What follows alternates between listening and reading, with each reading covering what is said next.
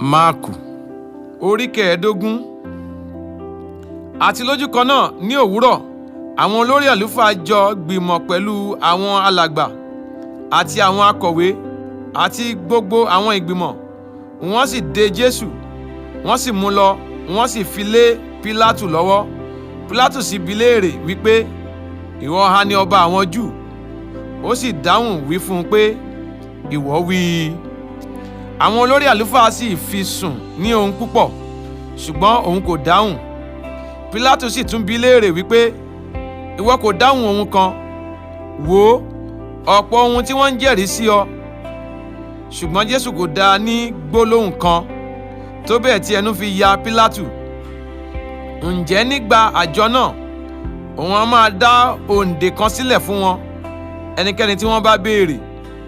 Ẹnìkan sì wà tí à ń pè ní Bárábà, ẹni tí a sọ sínú túbú pẹ̀lú àwọn tí ó ṣọ̀tẹ̀ pẹ̀lú rẹ̀, àwọn ẹni tí ó sì pànìyàn pẹ̀lú nínú ìṣọ̀tẹ̀ náà. Ìjọ ènìyàn sì bẹ̀rẹ̀ sí kígbe sókè ní ohùn rárá. Wọ́n fẹ́ kí ó ṣe bí òun ti máa ń ṣe fún wọn rí. Ṣùgbọ́n Pílátì dá wọn lóhùn wípé, ẹ̀yin fẹ́ kí èmi kí ó dá ọba àwọn Júù sílẹ̀ fún yín? Òun ṣáà ti mọ̀ pé nítorí ìlara ni àwọn olórí àlùfáà ṣe fi lé òun lọ́wọ́. Ṣùgbọ́n àwọn olórí àlùfáà ru àwọn ènìyàn sókè pé kí ó kúkú dá Bárábà sílẹ̀ fún wọn. Pílátì sì dáhùn, ó tún wí fún wọn pé, kí ni ẹ̀yin à ń fẹ́ kí èmi kí ó ṣe sí ẹni tí ẹ̀yin ń pè ní ọba àwọn Júù? Wọ́n sì tún kígbe sókè wípé, kàn án mọ́ àgbélébùú. Nígbà náà ni Pílátì sì bi wọ́n léèrè wípé, èéṣe? Búburú kí ni ó ṣe? Wọ́n sì kígbe sókè gidigidi wípé, kàn án mọ́ àgbélébùú. Pílátù sì ń fẹ́ ṣe èyí tí ó wù àwọn ènìyàn. Ó dá Bárábà sílẹ̀ fún wọn. Nígbà tí ó sì na Jésù tán, ó fà á lé wọn lọ́wọ́ láti kàn án mọ́ àgbélébùú.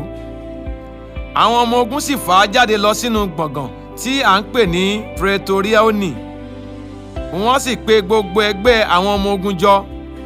Wọ́n sì fi aṣọ elése àlùkò wọ̀ ọ́. Wọ́n hun adé ẹ̀gún, wọ́n sì fi dé e ní orí. Wọ́n sì bẹ̀rẹ̀ sí kì í wípé, kábíyèsí, ọba àwọn Júù. Wọ́n sì fi ọ̀pá ìyè lù ú lórí. Wọ́n sì tutọ́ sí i lára. Wọ́n sì kúnlẹ̀ níwájú rẹ̀. Wọ́n sì foríbalẹ̀ fún un. Nígbà tí wọ́n sì fi ṣẹ̀sín tán, wọ́n sì bọ́ aṣọ elése àlùkò náà kúrò lára rẹ̀. Wọ́n sì fi aṣọ rẹ̀ wọ̀ ọ́.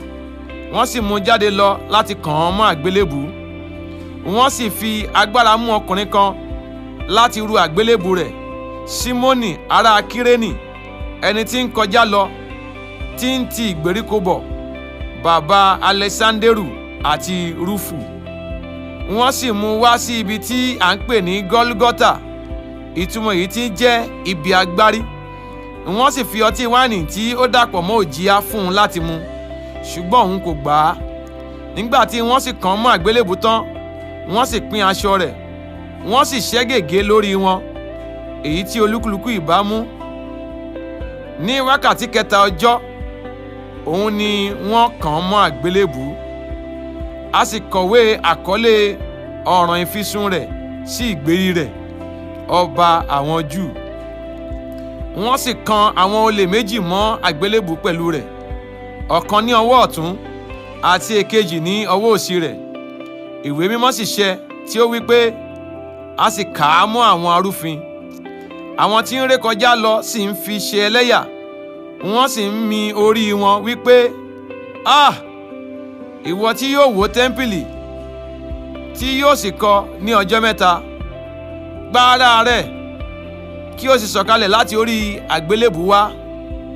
Gẹ́gẹ́ bẹ́ẹ̀ ni àwọn olórí àlùfáà pẹ̀lú, wọ́n sì ń jẹ nínú ara wọn pẹ̀lú àwọn akọ̀wé wípé, ó gba àwọn ẹlòmíràn là, kó lè gba ara rẹ̀.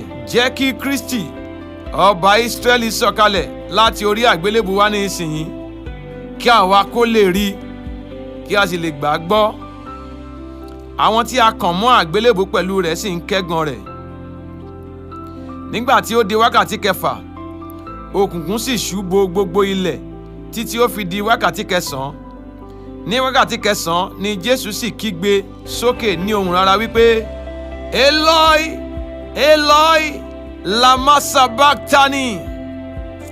Ìtumọ̀ èyí tí ń jẹ́, Ọlọ́run mi, Ọlọ́run mi, èéṣe tí ìwọ fi kọ̀ mí sílẹ̀? Nígbà tí àwọn kan nínú àwọn tí ó dúró níbẹ̀ gbọ́ èyí, wọ́n wí pé, wò ó ń pe Èlíjà.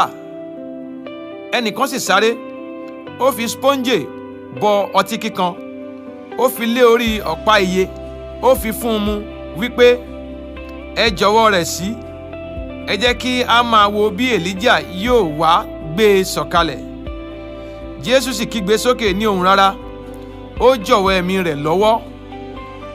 Aṣọ ìkélé tẹ́ḿpìlì sì ya sí méjì láti òkè dé ìsàlẹ̀.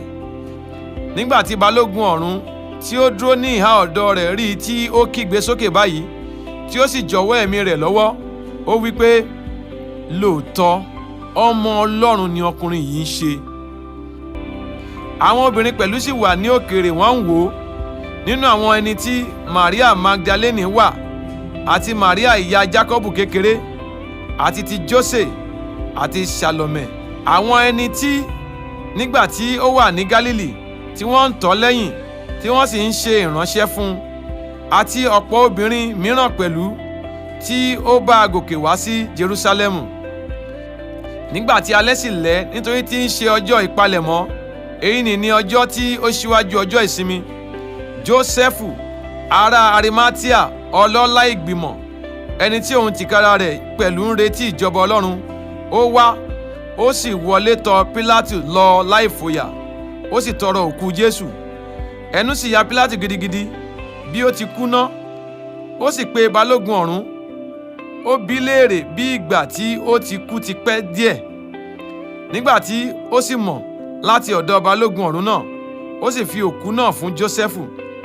Ó sì ra aṣọ ọ̀gbọ̀ wá, ó sì sọ̀ ọ́ kalẹ̀, ó sì fi aṣọ ọ̀gbọ̀ náà dì í, ó sì tẹ́ ẹ sínú ibojì tí a gbẹ́ nínú àpáta.